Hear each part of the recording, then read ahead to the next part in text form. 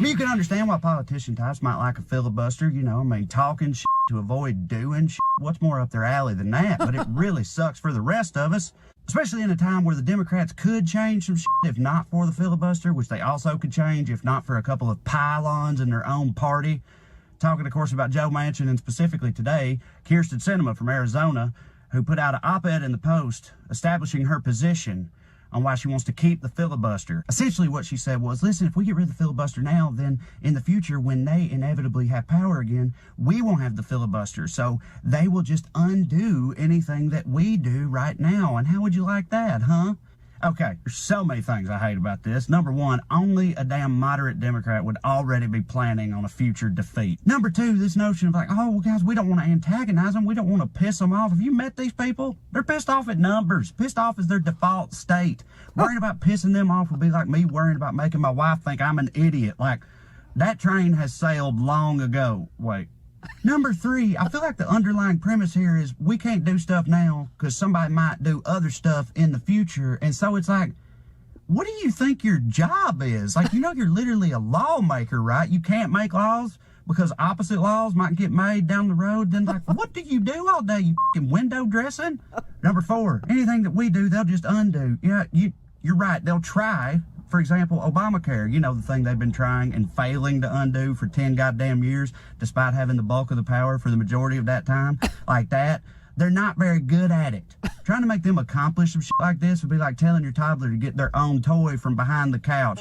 Yeah, they really want it, but at the end of the day, all they're going to do is pitch a fit and knock some shit off the table or whatever. Number five, okay, they'll undo it. Make them. Fucking make them. If we are not full of shit on the left, and the policies we support work the way we say they would and help people, then put them in place, get to helping people, and make those motherfuckers claw it all back in broad daylight. Make them be the face of undoing helpful legislation if they even have the capacity, because otherwise, what are we even doing here? Trey Crowder, everybody. Trey Crowder.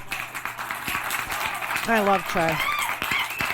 But you know what? In that whole list of, hey, they're afraid to make law because somebody could come and undo the law. I mean, this is just crap, okay? There's no question.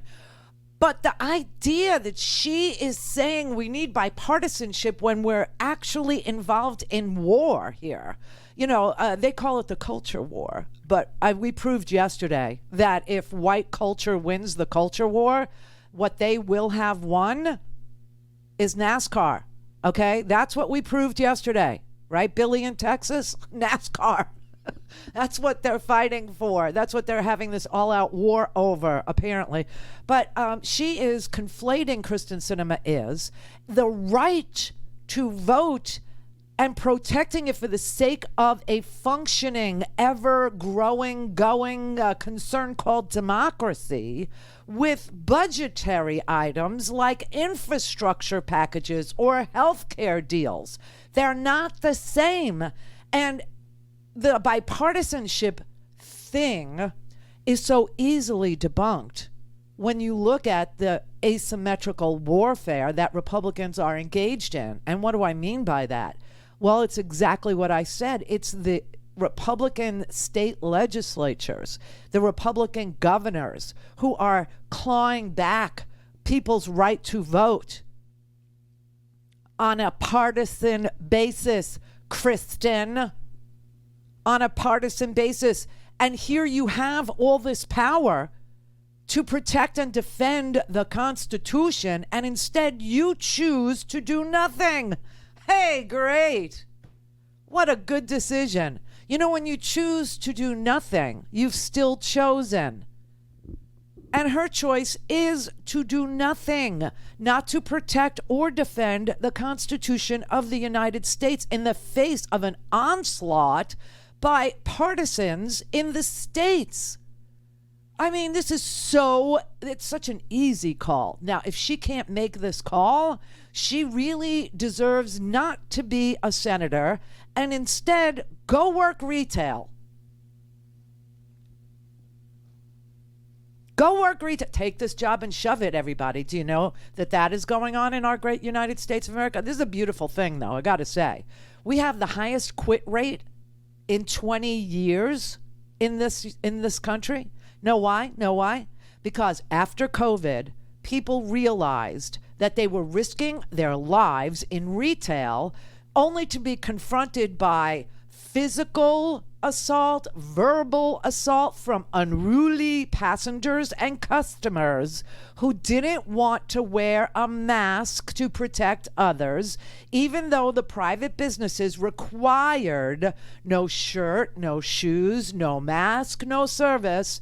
And those people were putting their lives on the line without health insurance and $10 an hour. And you know what? They just said, screw it.